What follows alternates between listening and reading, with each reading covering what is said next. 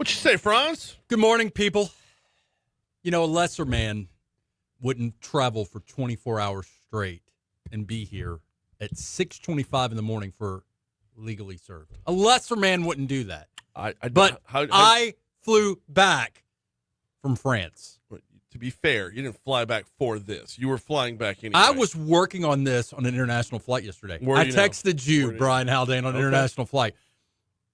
And as I enjoy my McDonald's McCafe, yeah, you know, it's the subtle differences. You know what they call a McCafe in France? What do they call a McCafe? A Le McCafe. A Le Cafe? Yeah. Okay. So what do they call a quarter pounder with cheese? Did you get a quarter pounder with cheese? You kind of have to, right? Royale with cheese. It's the metric system.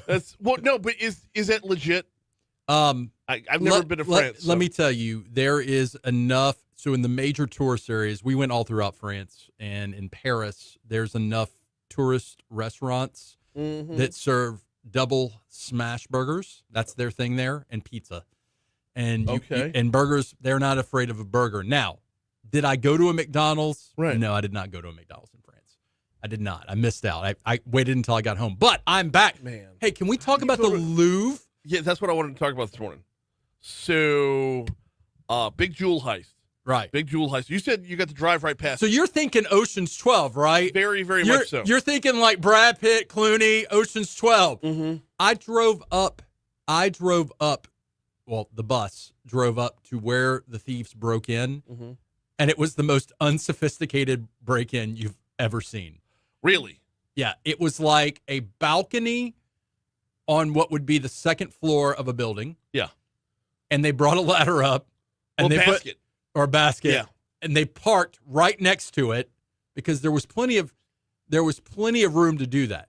And by the way, not hating on my French brothers and sisters, but there's a general consensus, like in Paris, of I'm just going to ignore what you're doing. Okay. It's kind of like New York City on the subway. You do you, I do me. And so they just backed it on right up. And then they went on up into it. And you know how they caught him? Like they caught him trying to get out of the country with it. But there was like DNA. They were able to pair because there was DNA on a hard hat or something like that, or a glove. It was something. It was an unsophisticated. It was like not Ocean's 11. Okay, so let's break this down a little bit in that. I realize not as sophisticated as it may have first sounded, because how do you get in the Louvre and past the security and all that other good stuff? Well, you got to imagine the Louvre is about the size of LSU's campus. Yeah, it's enormous. Have you been? No, but I would equate it to the Smithsonian. It's ridiculously big. Okay, and this area in question is a window balcony next to the street. Mm-hmm. Like there's a walk path around the entire Louvre. But like even when you're driving past it, you can see like marble statues in the windows. Like picture the marble statues you would imagine that would be in the Louvre. You could see them from the bus on the street. So whole thing was just By the way, the crown jewels that they took, Napoleon's crown jewels. So they also, the media downplayed or inaccurately valued them. They are worth exceedingly more than I thought so. Like what you read and what they're really worth. Yeah. Like meanwhile, they were worth about 10 times more than. They've kind of turned the Eiffel Tower into like a Disney attraction at night. Okay. There's like little sparkly lights and everything. It's Okay. I want to break down a little bit of like the legal perspective of this, because like you said, it was a very low rent thing to do. Low rent operation. But let's talk about when something very, very public happens, how this gets broken down. So legally served with attorney Franz Borghardt rolling right along as well. Talk a little bit about the Louvre heist, and I do want to get into kind of a legal aspect of this, Franz. The story from, I guess I'm grabbing this one from ABC News. As a manhunt continued on Monday for suspects in the Louvre Museum jewel heist, the Paris prosecutor said she fears the investigation might be harmed by the hasty disclosure over the weekend of the arrests of two other robbery suspects. So they picked up two arrests. One guy was trying to fly to Charles de Gaulle. I think the other one had already made it out, right? But they caught the other one when he landed. Like if I steal a whole bunch of jewelry, crown jewels. Mm-hmm. By the way, I'm on a bus with like 25, 27 other pilgrims. They are all looking at me in the back of the bus like, hey, Franz, if you were a thief, how would you commit this crime? And I'm like, whoa. Right. Why are we doing this? Why do I have to be the thief? Right. First thing I wouldn't do is I wouldn't get into an airport with my crown jewels in my check-in bag or carry-on bag. Mm-hmm. You can pretty much exit France without much difficulty by vehicle. Mm-hmm. But, like, you're going to have to get on a plane at some point. You do have to get on a plane at some point, but there are thresholds of security. Charles de Gaulle is much more secure than, say, a plane in Toulouse. Okay. Or in a smaller European country. By the way, some of these countries, you hop a plane from Spain to France, and like you don't go through customs when you get there. It's just like. So my point is, maybe you could ship the crown jewels somewhere. Just like throw them in the mail FedEx there. Them, yeah. FedEx them. You gonna do that with something that valuable? I mean, are you gonna hop on a plane, Charles? I don't know, man. Yeah, this was not mastermind thievery, by the way. No. Like. Candidly, as much as you want to light these guys up like a Christmas tree and make an example out of them, which I know we're going to talk about, like at some point you got to look at the security of the Louvre and be like, "Come on, guys! Well, is that part of the defense there? I mean, to say like you made it so easy, right. Like it's like these jewels practically stole themselves." Mm-hmm. Paris prosecutor Laura Bacot said the information made public about the arrest in the Louvre should have never been disclosed. Quote, I deeply regret the hasty disclosure of this information by informed individuals without consideration of the investigation, she said in a statement that was put out Sunday night, because they're still looking for more people. You mean media jumped and reported a whole bunch of stuff before the investigation was done? That never happens. Hashtag United States. But the media's supposed to do that. Well, right. I don't fault a reporter from doing what a reporter does. Right. The revelation can only harm the investigative efforts of 100 or so investigators searching for the stolen jewelry and perpetrators that are still at large. But didn't they get them back? The jewels? Yeah. I have no idea. This was this week, so it was day before yesterday. Under French law, the suspects in custody can be held for 96 hours before prosecutors have to charge or release them. I want to talk about a couple different things from a legal perspective. First of all, is there a cap amount that like changes the game when it comes to prosecuting something like this? Like if they'd stolen $1 million worth of jewels, is it different than stealing $1 billion worth of jewels? So generally, and I'm generalizing here. Generally, domestic laws and I would imagine international laws, they're all about the value, and they bracket value. So like anything between these two values is this kind of a penalty. Anything with these, and in federal, that in fact is the case. Now, you know, when you start breaking into the Louvre is a government building, right? I mean, that's a government. Yeah. I mean, then the other question becomes, if you steal from the government, does that create different kind of things? So I would say that the difference between millions and billions, there probably is a distinction.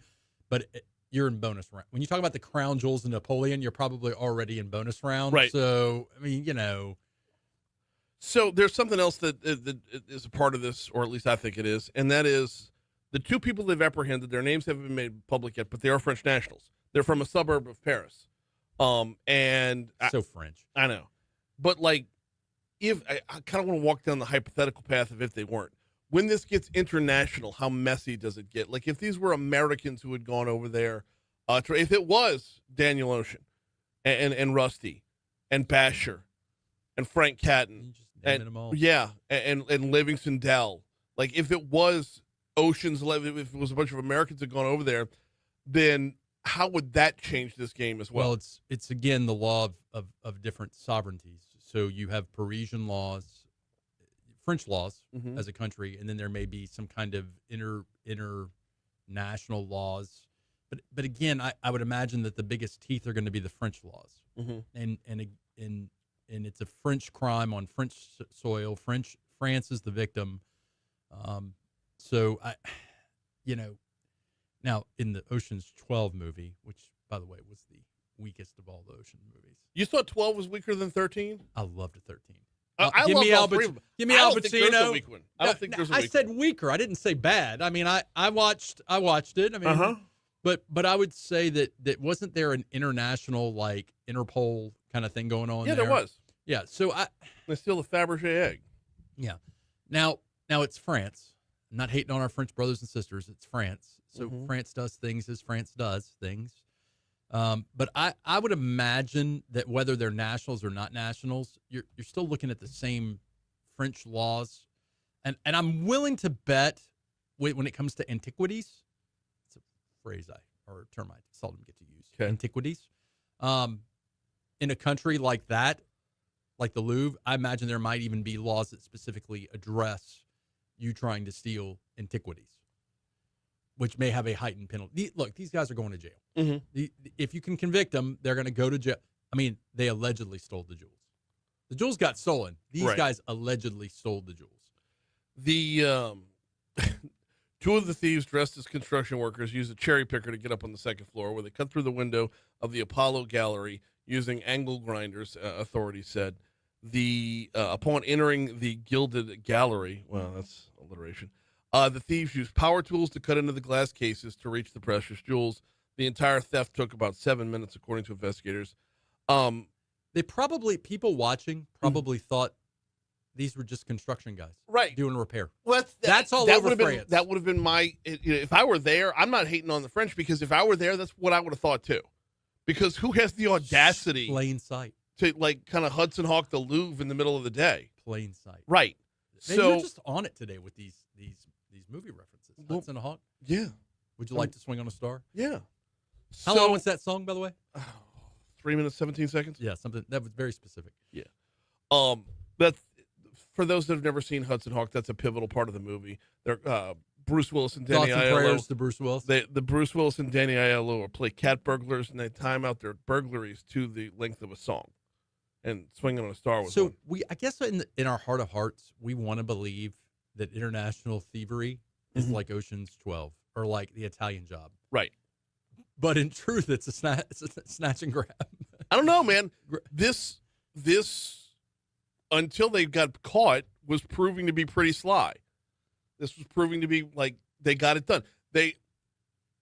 You've got to be prepared to sit on those crown jewels for long enough for the dust to kind of settle. Unless you've got a fence on the front end. So a fence, for those who don't know, for those who are new to the crime game, a fence is the individual that takes the stolen items and sells the stolen items on a national or international market. Right. Takes a small percentage of it. So the fence is, in many respects, the fence is very important. And when you start selling things like crown jewels or Incan matrimonial masks, that's Ocean's 11. Yeah.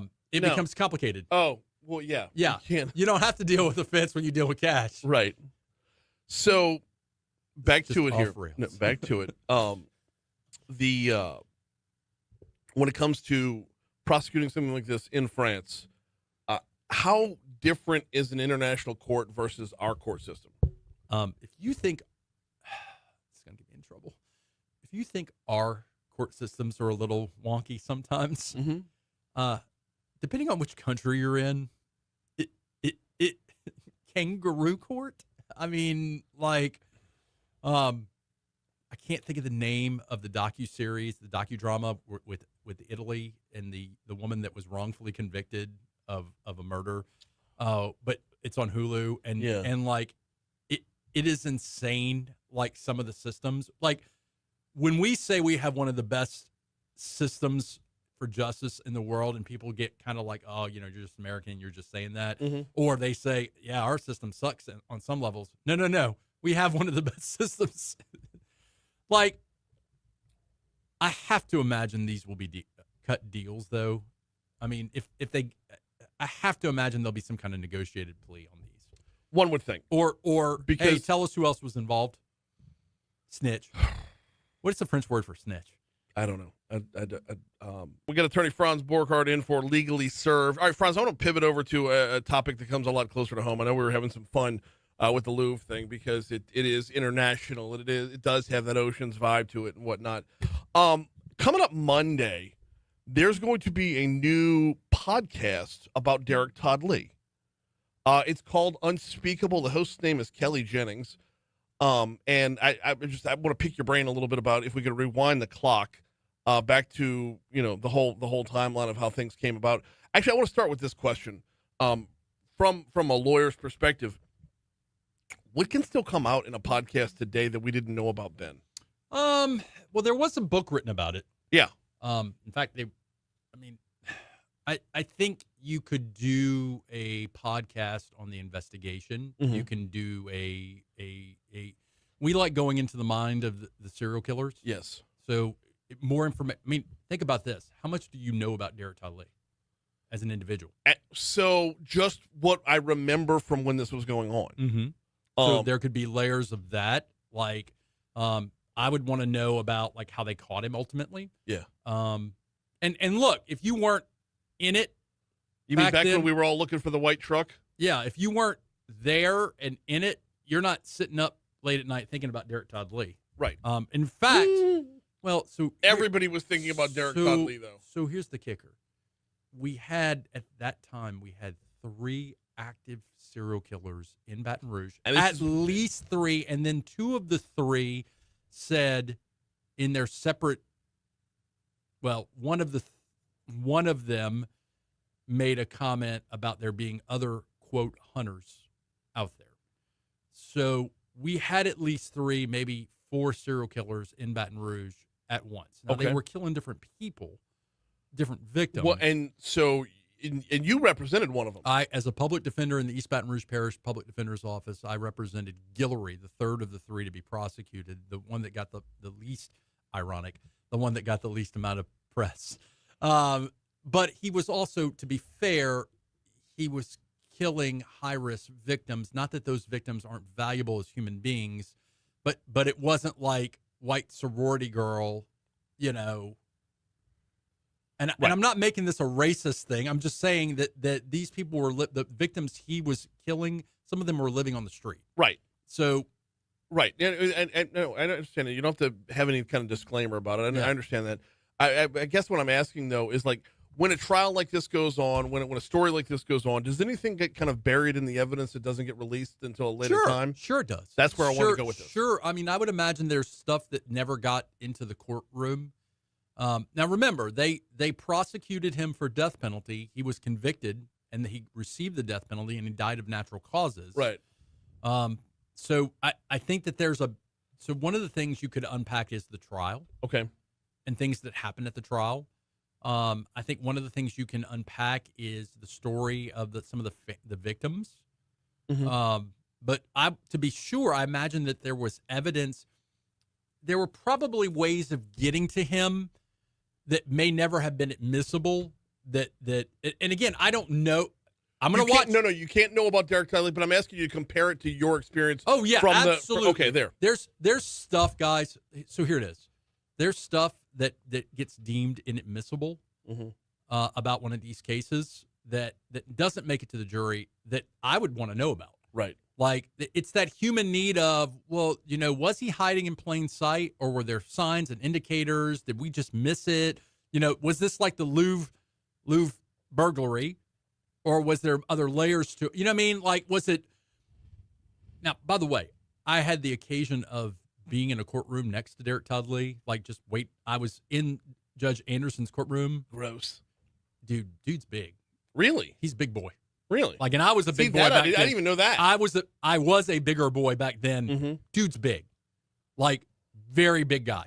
Very big guy. But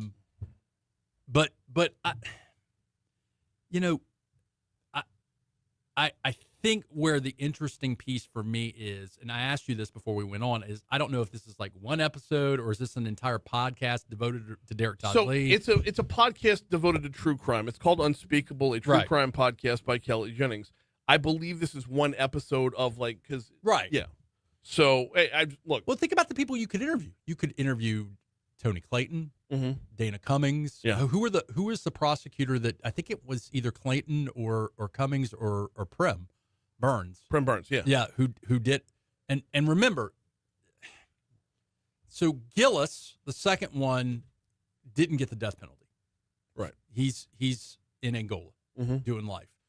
Guillory, the one I represented, got life. He got 50 years in Lafayette for an attempted rape, murder, and then he got convicted here for second degree. So he's life. Isn't it weird though that Derek Todd Lee died of natural causes while on death row? Is it? I mean that kind of these is the things thing. happen over. Death penalty cases don't happen quickly, or the execution Well, I mean, he doesn't had happen been on quickly. death row for quite some No, time. I understand, but like that's it's. I would imagine that happens more often than you would think. Well, the complexity. So the other piece is the complexity of a serial killer murder trial and the appealable issues are much more more vast. Look, I'm a lawyer, not a more vast than say a self-defense murder. Right. So, oh man, I'll listen to it. I'll check it out. Well, I'm trying to track down the host to get her on before it comes on. You'd think she'd Before it want. I comes out. mean, you're Mr. True No, Crime. No, she does. There's TikTok messages going back and forth right now. TikTok, is that how the kids? That's how I found out about it. Like literally last night on TikTok. That's why I wanted to bring it up. Are you and I too old to be on TikTok? No. I feel like I'm too old to be on No. TikTok. You're spry. You don't know TikTok. I'm trying not to know TikTok. It's a great place. It's a wonderful place. Okay. It's a lot of fun. Okay. It's not. I'm not judging you. No, I'm it's just not. like- It's not Snapchat. All right, Snapchat. We have no business being on there. TikTok, yes, absolutely. Hey, look, it's almost 7 o'clock. He's attorney Franz Borghardt, hops on with us, dude. I appreciate it. I know the turnaround time from getting back was with the layover in Philadelphia and all that other good stuff. I appreciate you hopping on board today.